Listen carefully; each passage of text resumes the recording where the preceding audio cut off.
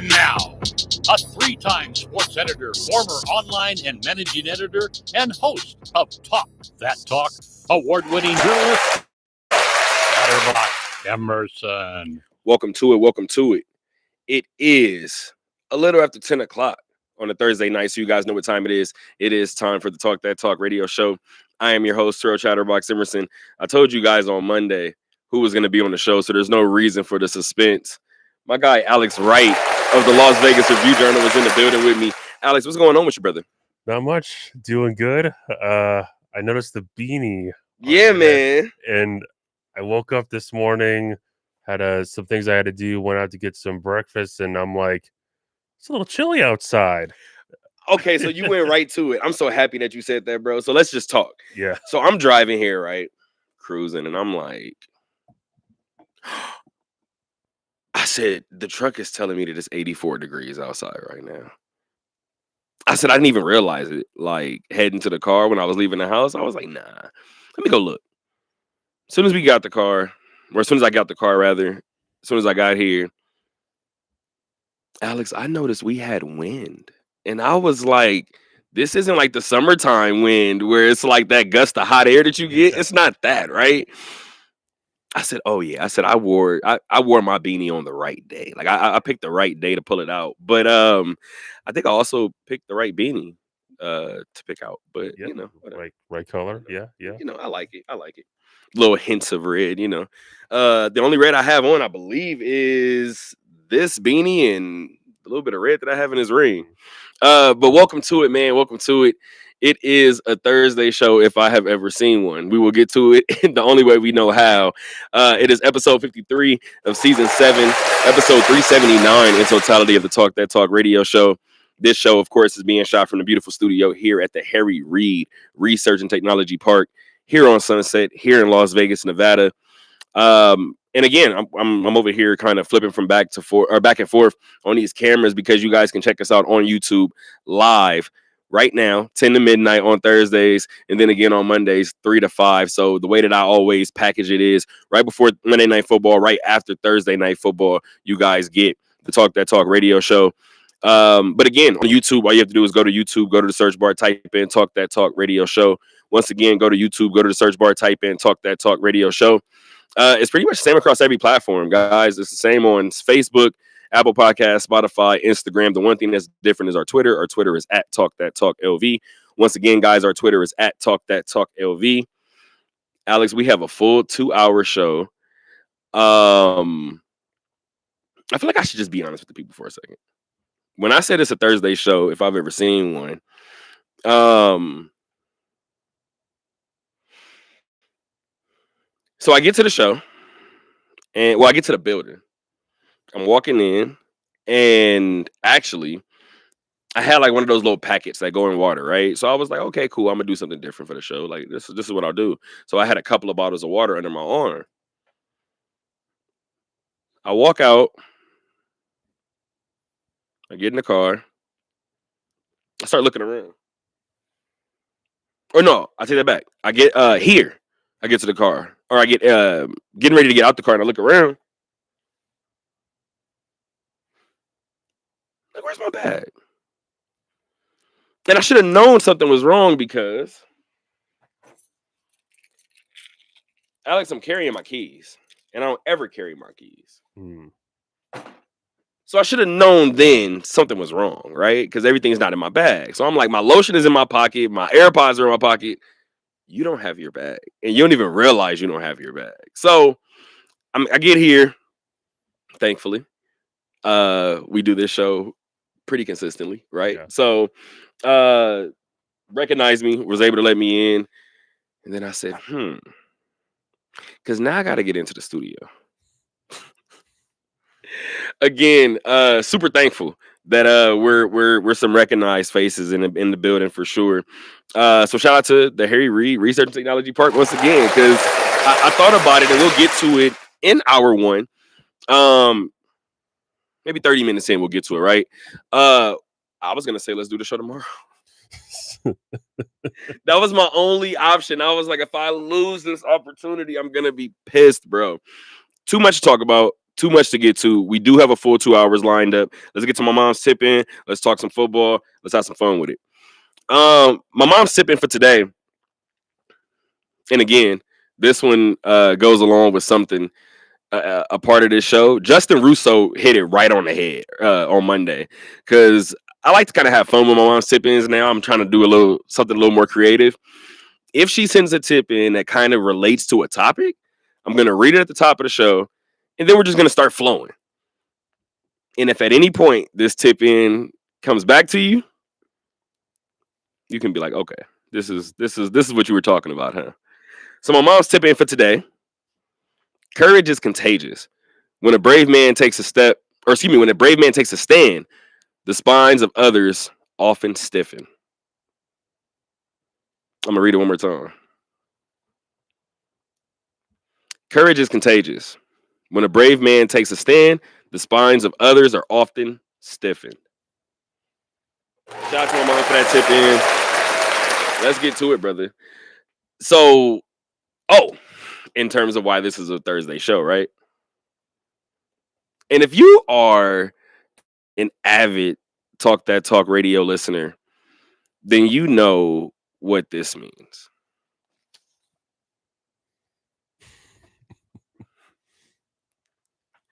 If you don't know what that means, that is a half-written rundown, which usually produces the best shows here for whatever reason, right? Right. Alex, let's go. Let's have some fun with it, brother. So I was gonna say, I didn't write it up like this, but there's a joke somewhere in there about this. But we're talking after the Packers start the season 2-0 following a victory over the Washington Commanders.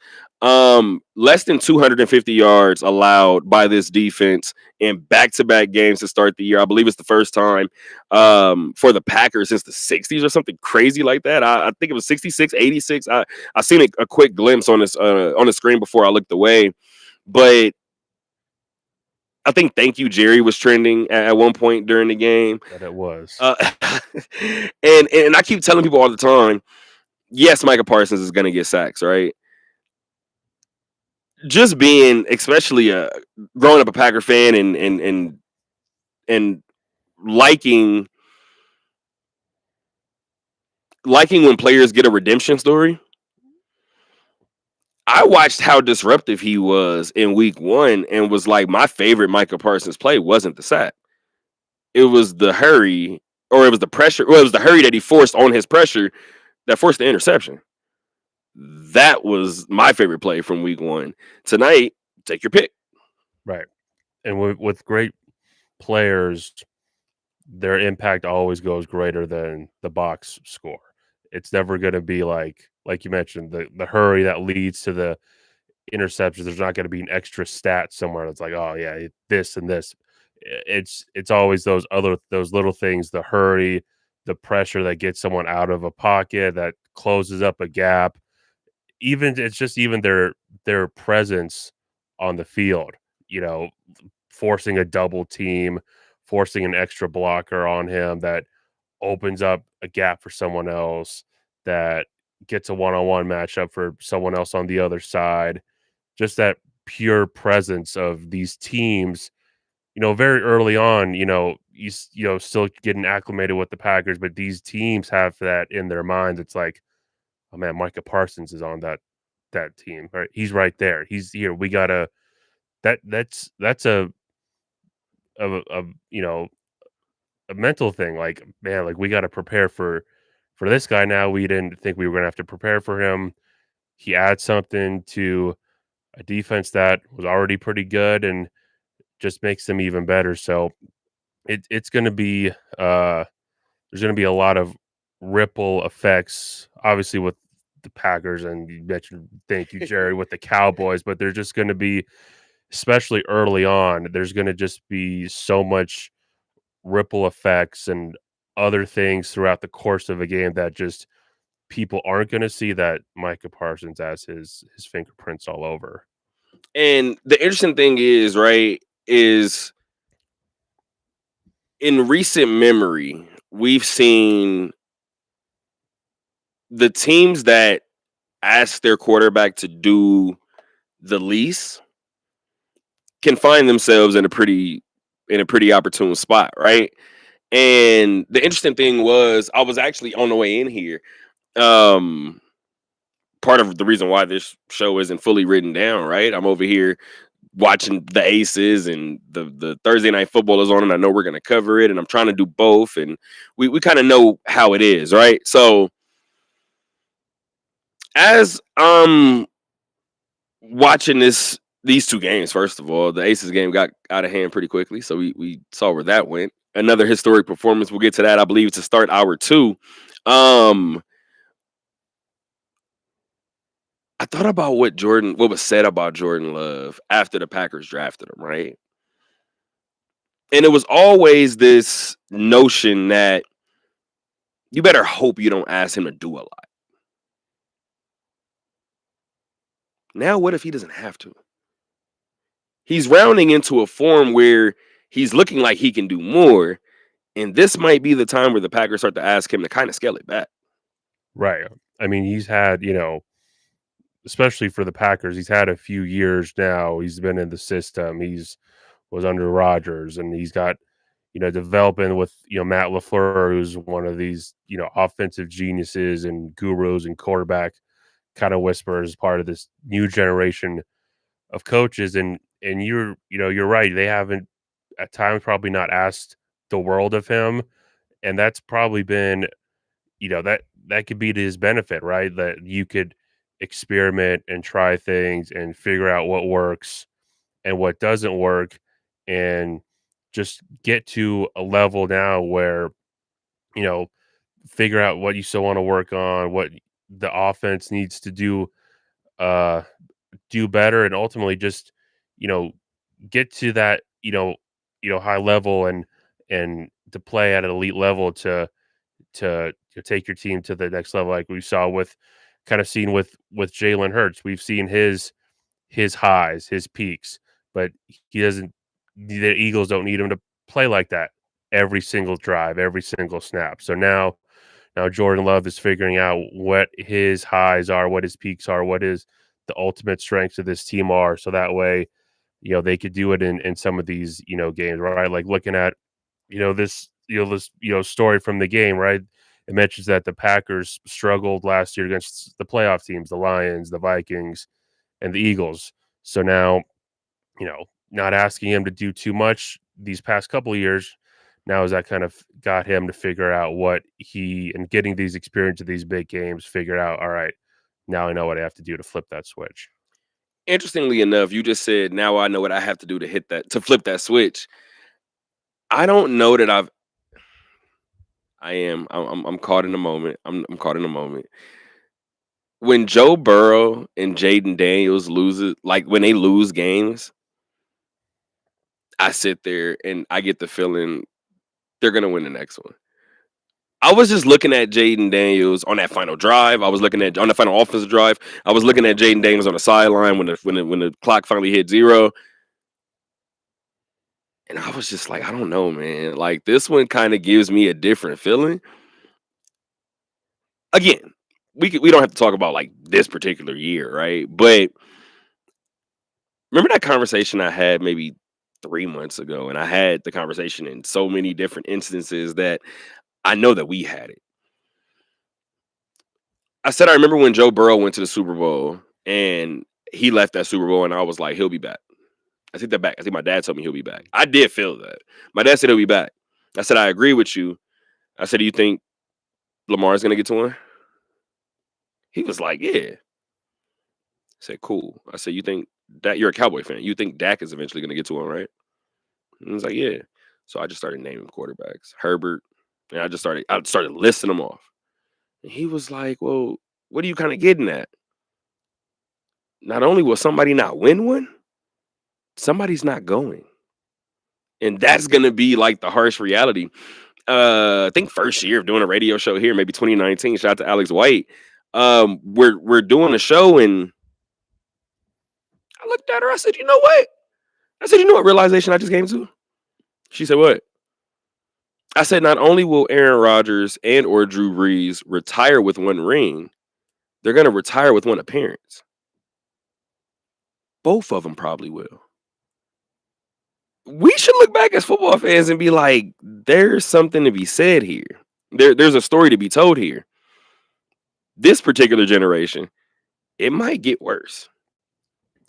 It is. I mean, especially like we've seen especially like, with the Bills and Ravens last week, and that playoff game with them the year before, where Lamar played as well as he's ever had in a playoff game, one of his best playoff performances, and they didn't win. And that was, the other, there was the drop in the end zone, but losing to another great team and another great quarterback. And even if they had won that game, then Patrick Mahomes was on the other side in the championship game. So in a world where you have these teams like Washington or that have like that, or like Houston that have the young quarterback rising, and then you're able to build around them with a great offensive line, great defense, great receivers, whatever, while they're on that rookie contract, then that adds more to that horde, that expands that class of quarterback, in the game where offense is key, and and the quarterback just makes such a huge difference for these teams. There's always going to be, you mentioned, I mean, we talk about it so much time with the AFC, like some of these guys like Justin Herbert. Like, you look at your own division, you got to beat Patrick Mahomes, and what happens with Bo Nix and Sean Payton if they figure it out. Yeah. Gino's competent. Then you've got all the other quarterbacks and all the other. And we haven't said Josh Allen. We haven't said Tua Tagovailoa. We haven't said Jordan Love. We haven't said Jaden Daniels. I did mention Dak. Baker might sneak one. Like, and then Baker's a first round, a number one overall pick. So if Baker wins one, it's not gonna, like, we're gonna look at it and be like, okay, what happens if Seattle catches fire? Like, people always talk about Sam Darnold, and then they've seen Sam Darnold in competent situations. You talk about being a competent quarterback. You see Sam Darnold in competent situations in San Francisco, and it looks like so far in Seattle. And then, of course, we know what he did in Minnesota. I don't think Sam Darnold's a bad quarterback. I told people for the longest, there was a certain point in time where if you was a quarterback who got drafted by the Jets, the jury's still out. Like, let me see what you look like on your second team, and we'll go from there.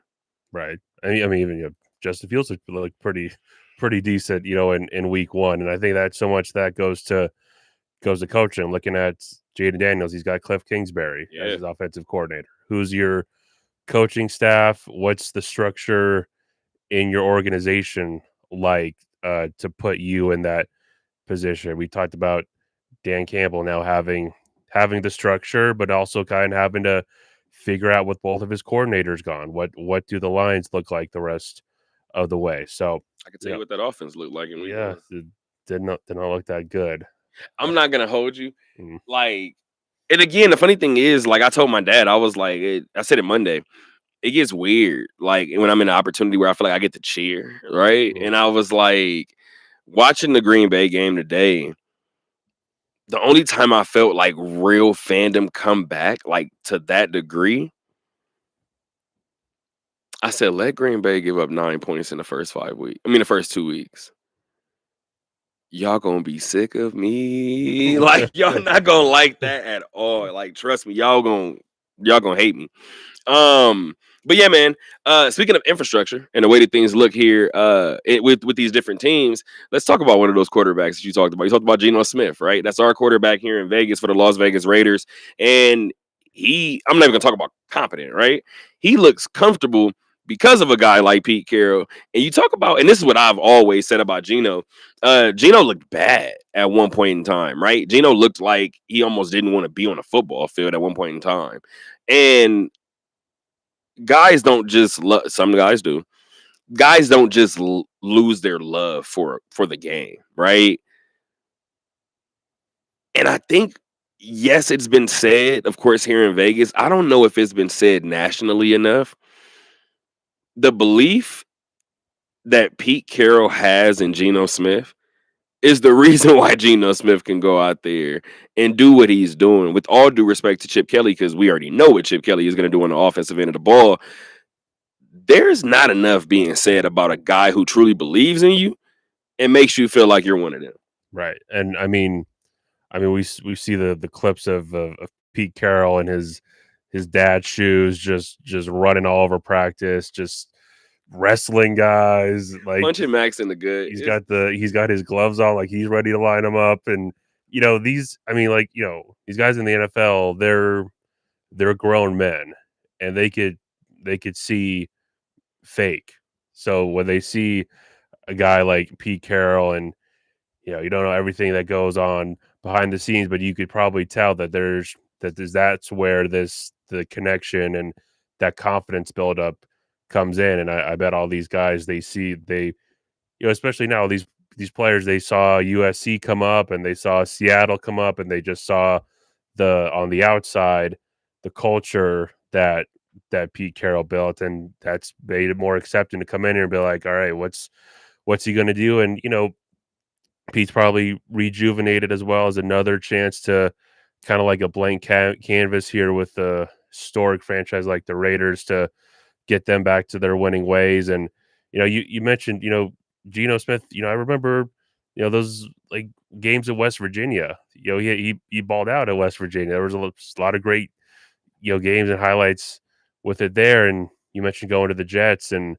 just kind of never found that structure that could put him in an ideal situation. And he seems to be having. He seems like Pete Carroll's talking about, you're a guy, lead us there. And that just kind of, it's just a mental thing and a lot of confidence in him to take those deep chances and get the ball to these guys. Monday night, inside of Allegiant Stadium. I'm not gonna lie to you. There now, I'm trying to figure out how I put this, because I think I actually had this conversation on air. Might have been with Justin Russo, just in terms of like being in the moment, right? Like now I had a conversation with you briefly, but you get to cover a lot, you get to see a lot, you get to have a lot of these different stories, right? These memories that you're going to take with you forever, and one that we're actually going to get to not too long from now. But we take these little like pieces with us, right? And I don't think people are going to be able to realize the energy, the feeling, the pulse that's going to be inside of that building on Monday night at 7 p.m. inside of Allegiant Stadium. The Raiders being 1-0, home opener, welcoming in the hated, almost at San Diego, the hated LA Chargers, and it's a Monday night, brother. Like, I thought about, because obviously this is only wrote down 4 things, so this was one of the things that I wrote down, and I was like, what do I say about this? What do I say about this? It writes itself. Right. It reminds me of that Monday night game against the Ravens, where they had the walk-off touchdown, right? These fans they've seen not very good football for a long time, so they're waiting for something to cheer for. And I think so much of that goes into how big of a game this is. I mean, it is week 2, but it's a division game, and it's especially these last few years, it's been the Chiefs at the top, and then you've had the Chargers have been that second team. So, all right, if we could get this against the Chargers, that'll be huge for us in the standings, playoff seeding, and then just competing in the division. And I think so much of that's going to be into the fans and everyone on that field realizing just how big of a game this is going to be. And a win for, again, it's only week 2, but a win for the Raiders. They're 2-0. They got a win over a division team who, looked pretty good against Kansas City the week prior. In Kansas City, are they on the downhill a little bit? We'll see how they go. But this is, if they go in there and it's a ton of Raiders fans, which, I mean, like, where are the Chargers fans at? Where are you guys at? They don't show up in LA. So if they show up in Exactly. Vegas, I would be very shocked. Exactly. I'm just keeping it a beat. I don't think people feel like I like Charger fans always be like, you got something against us or like the team or something. And all through high school, I was like, nah, I don't think. Now that I'm 30, ain't no reason to lie. I don't really. They might be right. I don't know. I just don't. Go back to San Diego and we'll see. Yeah, I mean, like, one Figure it out then. of the best cities in the world. And, like, we can't get a stadium there. I mean, I don't understand it, brother. That would Super Bowls be there like every 3 or 4 years. Yeah. Here, Vegas, East Coast city, San Diego, Midwest city, back and forth. Because I was say, because when you go East Coast city, with all due respect, Florida, they're going somewhere in Florida. They're Georgia Dome. Ooh. Let me put a little respect on let me put a little respect on Atlanta. Let me put a little respect on New Orleans. Let me put a little, let me do it. I'm not gonna hold you. Next time there's a Super Bowl in New Orleans, Alex, here you go. I'm not even talking about working it, brother. I might just go. Like, I might just want to see what New Orleans looks like when the Super Bowl is in town. And I've talked to people from New Orleans and they usually hate it. They're like the event itself is cool, but like the week of is usually a lot. But yeah, man, in terms of this home opener for the Raiders, it does take place on Monday. Takes place Monday, September 15th, 7 p.m. from Allegiant Stadium. Winner gets first place. Now, I do know Denver is playing Indianapolis. I believe they're on the road in Indianapolis. Yes, if Denver wins, Denver will be 2-0 as well. So whoever wins this game will be 2-0 along with Denver. But we know how those divisional wins work, right? Like, everybody in the division is going to be looking at that particular team like, okay, all right, this is the one that we need to watch at this present moment. But 1-0, optimism is still high for everybody. So it's still a good feeling in football land in totality. Alex. So my default was going to be, let's do this show tomorrow. Right? Okay. Because as soon as I got here and I seen it, I didn't have my key. I was like, oh, okay, I see what type of night this is going to be. And I live 40 minutes away. So having to get back in that car. Yeah. After I was ready to go, locked and loaded for 2 hours. That would have been a silent drive back, brother, the entire time. I'm just letting you know something. It would have been a silent drive. But the reason why I wouldn't have been too upset is because we will be with each other tomorrow. Yeah. We have work to do tomorrow. Yeah. Alex, you know me, like I said before, especially in this field, you know me probably just as good as anybody, or just as good as like the people that know me best. Thank you, first of all, for reaching out. And we'll get to that plug in 1 second. We'll get to that alley-oop, to that pass off in 1 second. You know almost better than anybody the way I feel about high school football. And the funny thing is, because I cover what I cover now, I don't get the opportunity to cover high school football. I don't get the opportunity to really follow high school football, right outside of what you tell me.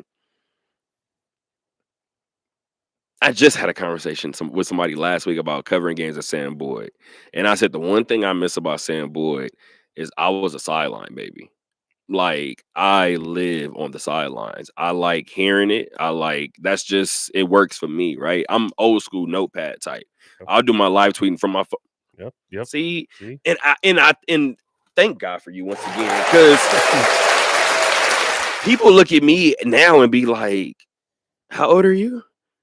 I was like 23 the same way, looking at him like 23. Like, I don't understand. I think you retain information better when you write it, but whatever, doesn't matter. And I'm one of those people that likes to have like a file of all my stuff, but that's just me. But you know how I feel about just high school football. There's nothing like it, just in terms of excitement, energy, and everything else, optimism, prospects, everything. And we get an opportunity to lock in tomorrow for East St. Louis and Bishop Gorman. I'm excited. I'm not gonna lie to you. This is my third time, I think, going to Bishop, and every single time, and I've said this before, every single time I find out something, like I find something new about the campus and or the stadium. Yeah. And then I watch the team play. And then we already know what story becomes, what the story becomes once Bishop Gorman gets out on the field. So I'm excited for what tomorrow's going to bring. Oh yeah, I mean, it's tomorrow.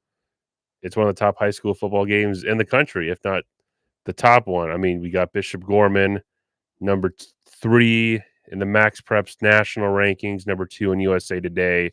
East St. Louis, they're number 26. You know, they lost to a number 15 team a couple weeks ago. Bergen Catholic from New Jersey. Yeah, close game, but so they're a quality opponent that Bishop Gorman's going to face. And as Bishop Gorman coach Brent Browner told me one time, when he's scheduling these non-conference games, I schedule, well, 2 things. One, I schedule who the kids say they want to play, so I try to do that. That's really interesting. And I schedule teams that might kick our ass. You know, they'll no hiding from it. So I kind of like it. Oh my gosh, who was we just talking to and they say we're scheduling up? Dan Mullen. He said we're scheduling up. Like, I don't really, I don't really care. I think he said, he was like, somebody told me stay away from those bigger games. Why? Yeah. He was like, I'm scheduling up. Like, I'm gonna do it. Yeah. I mean, yeah. And that's just, you know, been the thing for Gorman every year. It's like, oh, this is the top team from Arizona. Oh, this is the best team from Illinois. This is the second best team from Hawaii. The next Friday, they got Mater Dei, the number 1 team in the country, coming here. Where are they from? They're from California. Okay. Why you say it like that? Damn, Alex. What was that? What was that? Put an emphasis on. That's funny. I meant to put emphasis on California. That, you know, West Coast has the best football, but I know Texas is at home shaking their fist right now. Like. Texas. But Bishop Gorman, they always schedule tough. It's always a big game there, and you know, that's part of it. Is they're going for that mythical national championship, and they got to schedule up, and they got to win these games. And if Bishop Gorman wins this game, they'll be 4-0, and they'll be 4-0. They'll be undefeated going into that Mater Dei game. We'll see how Mater Dei does this week against the Centennial team after eking one out against Kahuku of Hawaii, a team Gorman handled. And next Friday, September, that Bishop Gorman could be the usually kind of Bishop